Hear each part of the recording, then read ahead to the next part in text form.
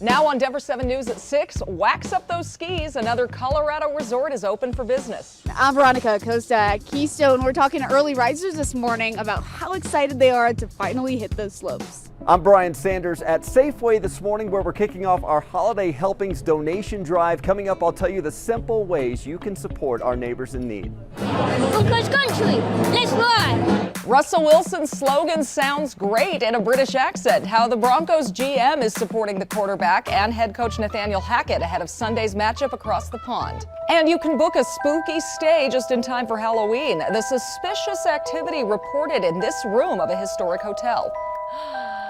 Ooh, Halloween weekend here. Thanks for starting your Friday with us. I'm Nicole Brady, and my co-anchor Brian Sanders is out at a Safeway this morning for a special cause. Brian.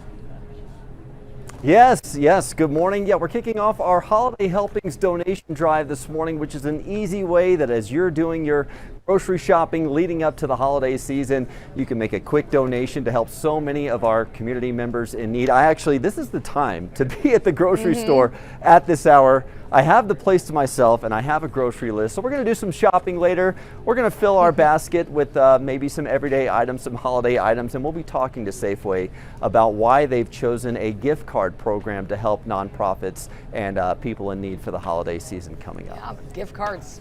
Great gift. All right. Thanks, Brian. We'll check back in just a few minutes. Lisa Hidalgo keeping an eye on the forecast for the weekend. Yeah, I wonder if Jenny knows that he's out there. She's probably like, you're going to come home with some stuff too. Yeah, our own personal list. Right now we have a clear sky, lots of sunshine, beautiful start to our Friday morning. As the storm moved out, temperatures definitely dropped. We get clearing skies in upper 20s to low 30s this morning. Aurora right now 29, 27 in Erie, 31 in Lakewood, and a chilly 19 in Evergreen early on. You'll find even some single-digit lows in the mountains this morning. So for your kids this morning, it's jacket weather or a really heavy sweatshirt early on. We will see a lot of sunshine, but it will be a cold start. Warming up nicely, though. In fact, about a 30-degree warm-up, 57 by the time your kids get off the bus, and then low 60s for highs a little closer to 4 o'clock. Lots of sunshine statewide, more 40s for the mountains. Now, coming up, there is a bit of a change here, a minor one this weekend. I'll show you that, and I'll show you when we're going to see more snow in the mountains in just a few minutes. Speaking of the mountains, it is a much better drive right now through Georgetown than it was yesterday. Obviously, we had some major issues for us. And right now, it is going to be wet for you in some of these areas, maybe a slick spot or two, but for the most part, a pretty decent ride up to the west. Take a look at the drive from Air Tracker 7 here in town, and you can see it looks pretty good. This is the flow on I-76. The headlights passing 270 here, heading for I-25 right there. So this is I-25 heading south, and then 270 would be cutting through that way, right past the refinery and eventually on over past the Sapp Brothers and I-70. So a pretty good start, but this is some of the first freeways to load up for you here this morning. South side of town looks pretty nice, including down along Santa Fe, even though you will have to deal with that construction down there on Santa Fe. But the drive on Highway 36, 93 has dried out pretty nicely after some of the snow. I saw it sticking yesterday to the highways. Yeah, we have a live look out at Keystone this morning. They got 16 inches of fresh snow just in time to open today. We sent our Veronica Acosta up there. Now, Veronica, you've been at these opening days before, but you're not a big skier being from Arizona. So this must be kind of interesting for you to talk to these guys who camped out overnight.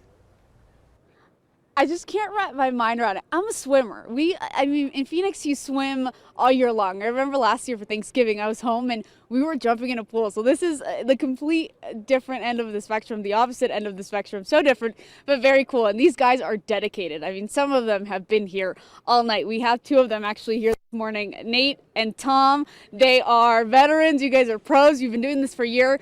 Nate, for decades. How long? We're at 30 consecutive years of first chairs and over 3 first chairs a year, so quite a few under our belt. And you guys were doing this last weekend, so you didn't give yourselves a break, right? Where were you last weekend? Arapahoe Basin for their opening day last Sunday. So how was that? It was excellent. It was actually really warm in the morning, and then about an hour before first chair, just the snow turned on and winter started, and it was great camaraderie with everyone cheering for the snow, and it was a blast as usual. And I have to say, warm to you is probably different than warm to me, but you guys do something really interesting. You come at night, you sleep here. What's the routine? Well, technically we come up to a week prior of first chair.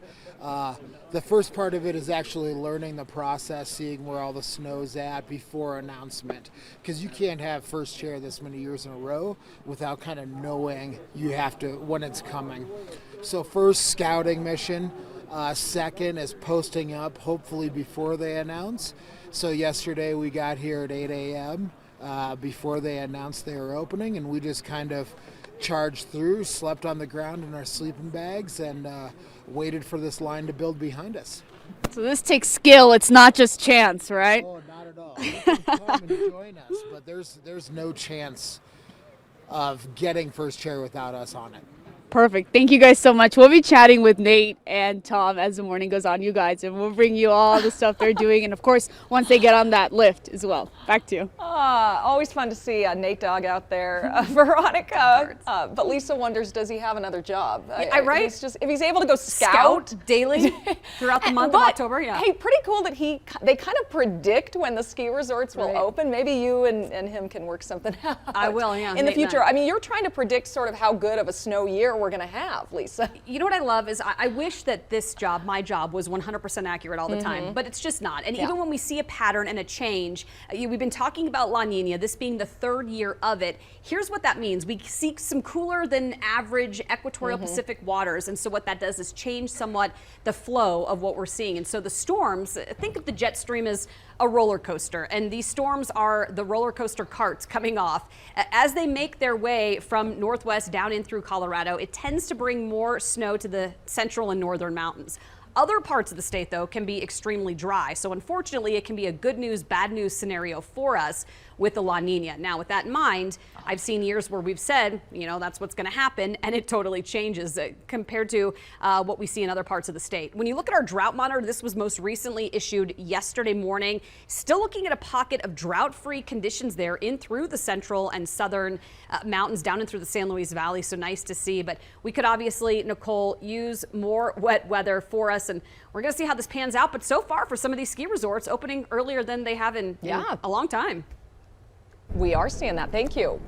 And Brian Sanders out at Safeway, which opened nice and early this morning for us. Brian, you're kicking off an important program to help our community as we get closer to the holiday season. You know, we all go shopping anyway. You might as well think of others as well while you're out there. Absolutely, yes. It's called our Holiday Helpings Donation Drive. Denver7 is partnering with Safeway and Volunteers of America, and this is the time to go shopping, guys. I have the run of the place right now. We've gone and filled our basket with some of the items that you would typically see for the holiday season. Obviously, the turkey, got to have the peach pie here for dessert. And I don't know if I told you guys, but I used to be a sacker at a grocery store. This was like my first job as a teenager, so I'm kind of putting my skills to the test here. You know, you got to keep the frozen items together. You don't want to squish the bread or the eggs, stuff like that. But we just got a few items here, and we wanted to total it out so that we could show you how to make a really easy donation. I'm joined by Todd Broderick. He's the Denver Division President for Albertson Safeway.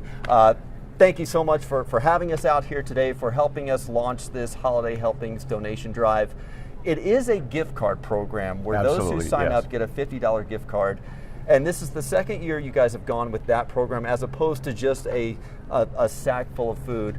Why did you guys choose that method? Yeah, so what we found was the need states are different for the recipients of these cards. So you have dietary differences, you have different ways in which people celebrate the holidays, and then sometimes it's more than just food. Right. So a gift card is really the most convenient and efficient and helpful way that we can help those people that need it at this time of year. Right, because they still need the everyday items. Absolutely. They still need baby formula, diapers, maybe gas they can buy with that gift card. So we're going to show you how easy it is to make a donation. Obviously, we showed you how the Denver7 team might be here to prompt you. You might see pictures of the Denver7 team here to prompt you to make a donation. And it pops up right on the keypad. Yeah, as soon as the first item's scanned, you plug in your club card, and then you'll be prompted if you'd like to make a donation. If it doesn't work for you at the time, it's just a simple no thanks.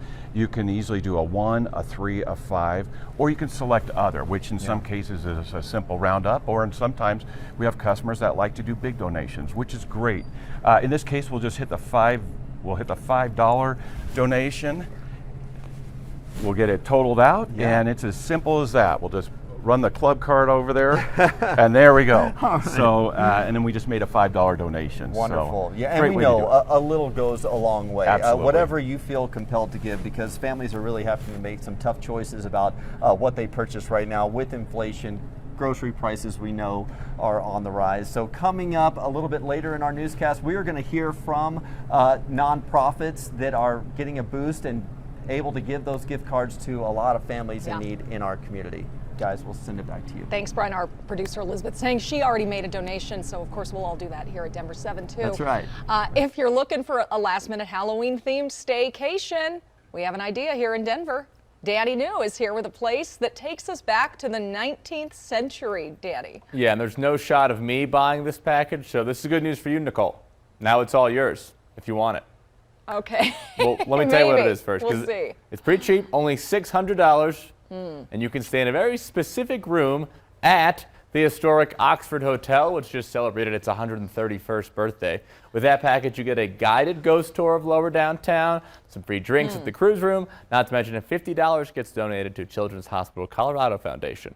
But the real hook is this room, room 320, which is apparently haunted. Basically, a tragedy took place in this room back in 1898, and since then, lots of suspicious activity has been reported. Let's hear from a hotel staff member on exactly what happened there 124 years ago. So the Oxford has been well known internationally with the fact that not all of our guests actually check out. And so the room that we're sitting in right now, room 320, back in 1898, there was a woman, Florence Montague, who went for a walk throughout Lodo, and when she came back, she shot her unfaithful husband before taking her own life. And so over the last 100 years or so, we've heard reports from many single men when they stay in this room of sheets being pulled off in the middle of the night, lights flickering off and on, water faucets turning off and on.